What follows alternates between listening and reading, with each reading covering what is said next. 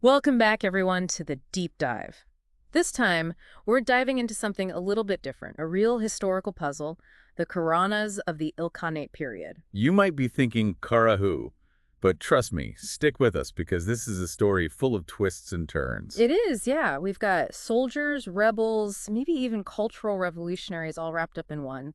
And our guide for all this is a fascinating excerpt from the Qaraunas in the Historical Materials of the Ilkhanate by Hirotoshi Shimo. It really is a treasure trove of information, and it challenges a lot of assumptions about this period. So before we go full deep dive, let's set the scene for our listeners.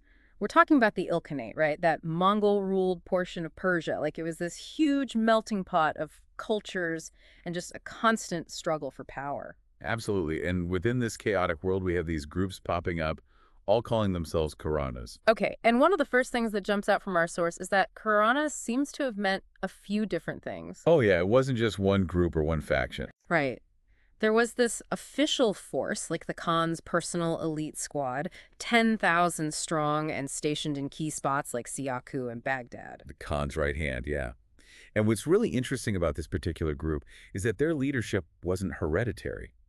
It shifted between powerful emirs from different tribes, guys with names like Kotobuka, Sunitai, and later on, a fellow named Aladu. So it was about merit and loyalty, not just your family name, which is huge in a system dominated by powerful families. It really is. It suggests that the Ilkhans, well, they needed the best of the best, regardless of lineage. Okay, that makes sense. So what was their role then? What were these Quranas actually doing? Essentially, they were the Khan's muscle, enforcing his will, intervening in power struggles. They're really trying to keep things from falling apart. So they were kind of like the glue holding the Ilkhanate together, at least for a time. In a way, yeah. And this makes their involvement in events like Prince Argan's rise to the throne even more interesting. Yeah, tell me more about that. Well, they essentially decided the fate of the Ilkhanate by backing the winning horse. Oh, wow. So they had a direct impact on who ruled. They did. But here's where things get really, really intriguing. Okay, I'm listening. You have this official Quran force, seemingly loyal to the Khan, but then first. There's another group calling themselves Qaraunas out in the Khorasan region. Exact. And these guys, well, they weren't exactly following the Khan's orders. Definitely not. They were a wild card. So what was their deal? Well, leaders like Hindu Bitiki and Naruz, they also commanded forces described as 10,000 strong.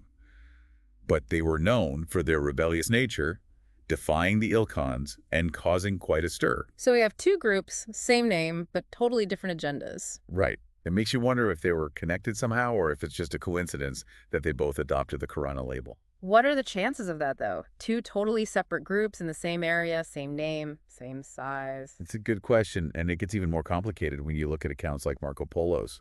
What did he have to say? He describes a group called Qaraunas as bandits, raiding along the southeastern borders of the Ilkhanate, born from Mongol fathers and Indian mothers. Wait a minute, so now we're talking about a mixed-race group of warriors operating outside the traditional power structures. This is getting good. It is, and Persian sources actually back up Marco Polo's claims.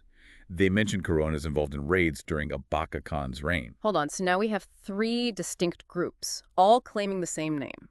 Right.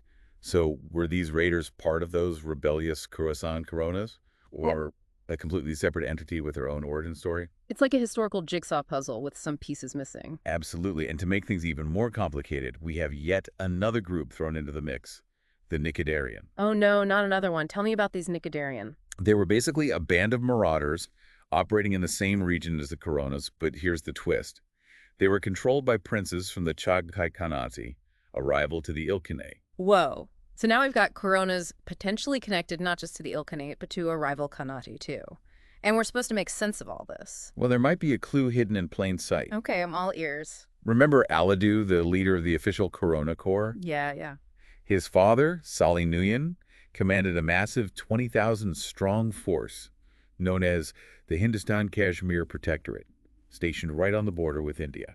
Okay, so we've got Aladu, leader of the official Qaraunas, and his father was in charge of a massive force stationed in an area where we know those mixed heritage Qaraunas were operating. Exactly. Could all these Qarauna groups actually trace back to this protectorate? Is this our missing puzzle piece? It's a very compelling theory, and if it's true, it really reframes the entire Qarauna narrative. How so? Well, we're not just talking about a few isolated groups anymore.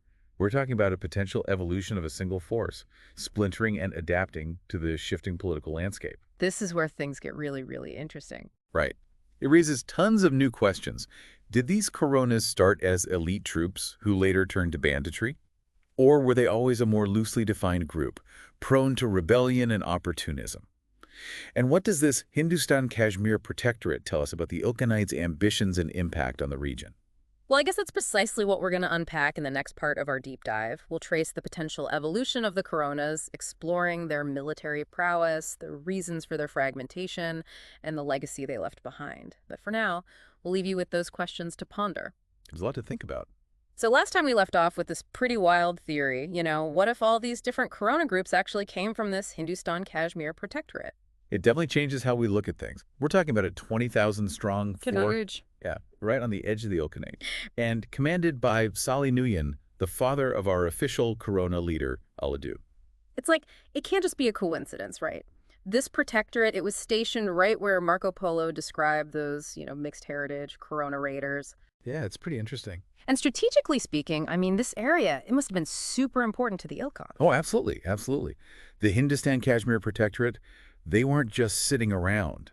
They were expanding the Ilkhani's influence, conquering territories, basically a buffer zone between the Mongol Empire and the Indian subcontinent. Okay, so we've got seasoned warriors, I mean, conquerors, really, operating in this, melting pot of cultures. There's a real crossroads. Yeah, it makes Marco Polo's account of those mixed-race Coronas seem even more plausible. Right. I mean, they're stationed on that border for years, interacting with different populations. Wouldn't intermarriage almost be inevitable? It's highly likely, yeah. Yeah. And if they did have this mixed heritage, it raises some really interesting questions about their identity within the Ilkhanate. Were they seen as equals? Exactly. Were they seen as equals by the Mongol elite? Or were they viewed as outsiders, maybe even treated as second-class citizens? Ooh, that's a good point. Could that have contributed to their, tendency towards rebellion? Maybe, maybe. If they were already on the fringes of society, they might have felt less loyalty to the Ilkhans. Right, makes sense. And don't forget, these were descendants of warriors. They likely inherited not only mixed heritage, but considerable military skill. Yeah. They weren't just farmers picking up arms, right? No, no. These guys were bred for combat, used to operating independently in a pretty harsh environment. So they've got the skills, the experience, and potentially a reason to be disgruntled. Sounds like a powder keg waiting to explode. And explode it did. We see these Khorasan Qarona groups defying the Ilkhans, causing all sorts of chaos. Yeah, and then there's the fragmentation, right? Why did these seemingly unified forces splinter into smaller, often rebellious factions? Yeah, was it purely personal ambition, like in the case of Hindu-Badikchi? Or were there deeper cultural or social factors at play? Okay, so we've got Hindu Batikshi, Khorasan Qarona leader, defying Arghun Khan, and ultimately meeting his downfall. Right, his forces scatter, adding to the general instability in the region. Yeah, it seems like every time a Qarana leader makes a power play, it leads to more fragmentation. And then right on the heels of Hindu Batikshi's demise, we see Aladu expanding his influence in the Khorasan region. Oh, yeah, he was already commanding his own Qarana contingent. Right, and it seems like he used this opportunity to consolidate power. Almost like he was trying to pick up the pieces. Yeah, maybe even reunite the fragmented Qaronas under a new banner, one loyal to the Ilkhans. It's kind of a fascinating parallel to what happened later when he became leader of the official corps, right? Yeah, it is. It's possible he saw a pattern emerging, division and instability that was threatening the Ilkhanate. Maybe he believed that a unified Qarona force loyal to the Khan was the key to restoring order. But it wasn't that simple, was it? We still have Naruz, the leader of another Khorasan Qarona force, rebelling against Prince Ghazan. Right. I mean, why would he risk everything, especially after seeing what happened to Hindu Batikshi? It suggests that there were some deep-seated grievances, maybe rooted in cultural differences, economic disparities, or simply a desire for greater autonomy. I mean, remember, this was a time of constant power struggles. Right, always. And these quorum leaders, they were caught in the middle, forced to choose sides, and often paying the price for their decisions. So this fragmentation, it wasn't just about individual leaders. It was a symptom of the larger instability plaguing the Ilkhanate. Yeah, like a crack in the foundation, constantly widening, threatening to bring the whole structure down. And as these Qaraunas forces splinter, they become harder to control. Yeah, almost like a wildfire spreading across the landscape. Some remain loyal to their original leaders. Right, while others sought out new allegiances, maybe even joining those Chagatai-backed Nicodarian. So even though they were fragmenting, they weren't disappearing. They were adapting, morphing into something more fluid, more unpredictable. Right. But they never lost that Qaraunas identity, did they? It's like this thread weaving through the chaos, connecting these different groups despite their different agendas. That's what makes their story so compelling. They defy easy categorization, shifting between soldier, rebel, bandit, sometimes all at once. Yeah, I see that. And their mixed heritage, their experience on the borderlands, perhaps gave them a unique perspective, a sense of being both insiders and outsiders within the Ilkhanate system. Okay, we've talked a lot about their rebellions, their fragmentation, but what about their skills as warriors? I mean, they were considered elite troops for a reason, right? Oh, absolutely. Their military prowess played a significant role in shaping the course of events, both in service to the Ilkhans and as independent forces. So they really were a force to be reckoned with. They were, and their legacy extends far beyond those initial 10,000 strong core. Okay, so we've traced their potential origins, explored the reasons for their fragmentation, and hinted at their military might. I guess it's time to delve deeper into their battlefield exploits to understand how these Qaraunas, regardless of their allegiance, left their mark on the Ilkhanate period. Okay, so we've spent the last two parts kind of unraveling the origins and the motivations of the Qaraunas. Right. But we haven't really delved into what made them so formidable, their actual skills on the battlefield. And their military achievements really do paint a vivid picture of their impact on the Ilkhanate period. Remember, these weren't just random groups of fighters. These were highly organized, disciplined, and strategically savvy. Yeah.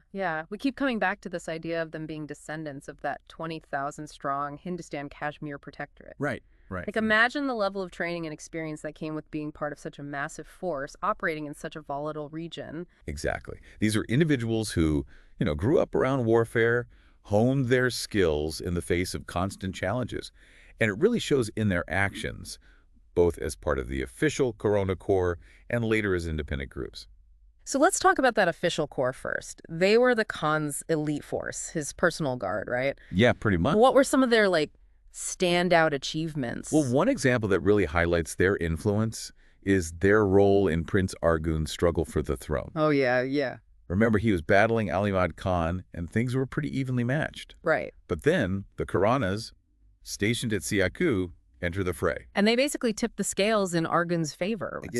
They did. They weren't just fighting, they were making strategic decisions that, changed the course of the conflict. Exactly. They captured Ali Mad's family members, seized control of 2,000 of his troops, and basically neutralized his entire ordeal.